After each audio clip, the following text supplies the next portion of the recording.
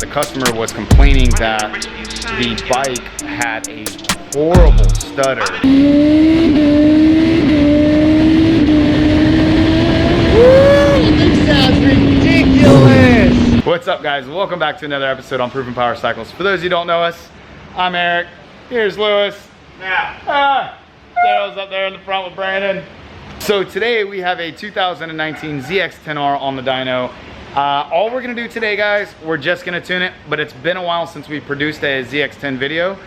So we figured, why not? Let's do a ZX-10 video, it'll be fun. J like the letter, I'm making several waves. I know the mission is same. I made a splash, now all of my passes last like... So he is on a stock chain and sprocket that is, it's pretty dry. Yeah, it's really dry. So we're gonna lube this thing up, we're gonna clean it for him, and we're gonna make sure this thing is driving right here. And he also is on a full Yoshimura. This looks like the Alpha Racing. Yeah, so he's got the full Yoshimura Alpha exhaust. Now this is like a titanium coated exhaust. So what they do is it's a stainless exhaust, but then they coat it in this like titanium coating. It's pretty cool, all in all. This is a little dirty, obviously, but pretty neat. And I believe he said he just installed a Canon air filter, and that's about it. So not too much is done to the bike, but he does have enough that it should make some decent power today.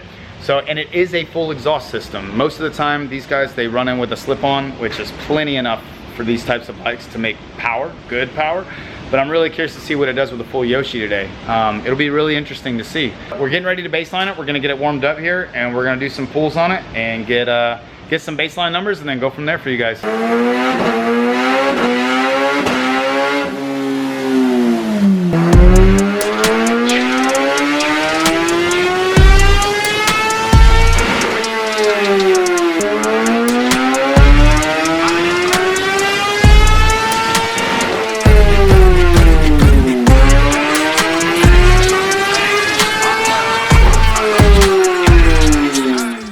So we have this tune kind of dialed in. It's getting there. We're getting near the end of the tuning process now. Now, one of the things I wanted to touch base on though is that the customer was complaining that the bike had a horrible stutter coming off the line. It kept dying on them, etc., etc. So that was one of the things that we actually fixed on here, is that startup and that initial, basically that first gear. And I don't know if you guys could hear it or not in the video, but it had a really bad stutter whenever you're releasing or slipping the clutch and rolling into that first gear.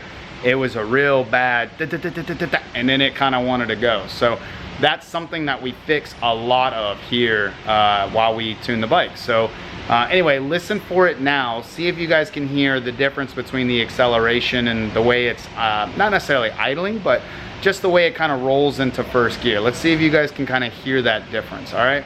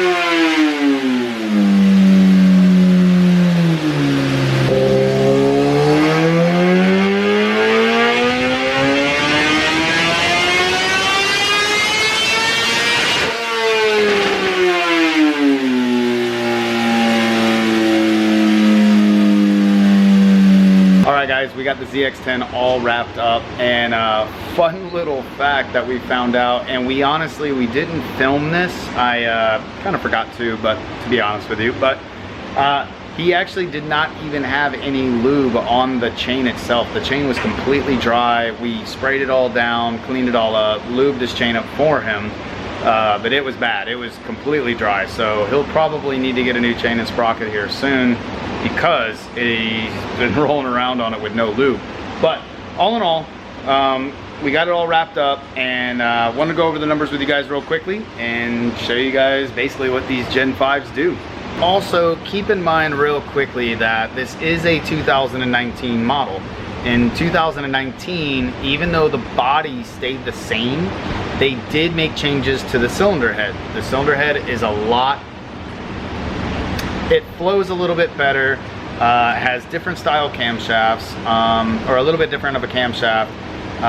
They also, I want to say in 2021, they went to the finger followers instead of the shim under bucket. I think 2019 and 2020, they still had the shim under bucket. They just had a different camshaft profile. So they do a little bit better than the 2016 through the 2018 models. But with that being said, let's go over the numbers, okay? So this was the baseline. So he came in making 169 wheel horsepower and 76 pound-foot of torque. And as you can see here, now this is very common with these bikes when you go to an exhaust system or even a slip-on system. You get this very lean mixture down low, which creates a lot of hesitation, a lot of stumbling, a lot of issues, it feels like you have a massive power loss. But you can see, I mean, we're at 16, 15.9, 16.1. These are astronomical lean numbers, which is gonna create a horrible, horrible ride. And here we're at 13.81, even at 9,300 RPM. At higher RPM, obviously you can see where it really dips off, where it starts to run real rich. And then right when they really shut down these throttle plates, they just tons and tons of fuel up top. You can see we're in the 10s, 10.0 or 10.9, 11.0 AFR. So it's gonna really, really just kill the power band up top there, okay? Now with that being said, let's pull up the final numbers here. Here are the final numbers. So here we have again, we have a nice clean AFR now. Very, very, very good. 12.99, 12.92, 13.0, 13.1s, 13.1, 13.0, 12.9, 12.9, 12.9. So we're in a really good area as far as AFR goes. And then here's the overall power band. Now, completely different, much, much better, much cleaner, and obviously a lot more power. We ended at 195 wheel horsepower and 82 pound-foot of torque. So substantial gain. I mean, this is almost a 30 wheel jump, and that's just peak versus peak. If we actually take some of these other indicators, now again, I know this is where it's falling off. I've heard a lot of gripe about this, but I mean, we're gaining 42, 43 wheel horsepower up top, and then technically, at his peak horsepower now, which is at 13,500 RPM, if we target 13,500 RPM, which, right, so now we're at 13.5, right?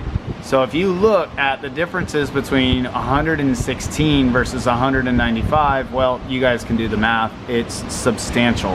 That's almost a 79 wheel horsepower gains, and about 31 foot-pound or pound-foot of torque. I mean, these are massive gains, and obviously this is where everything's getting shut down versus now it's not. But I'm just giving you guys, a realization, a reality check here on as far as these power numbers go, and what kind of gains you could expect. So the RPM, the rev limiter, we extended that out to about 14.2, just right on the back side of that power band here, which really doesn't have a massive fall off. It only has about a 2 wheel horsepower fall off, which is really good. ZX-10s typically hold their power band really well up top. But yeah, all in all, this thing is a monster now. So this thing should basically scare him up in the higher RPMs compared to what he's used to. So hope you guys enjoyed this one.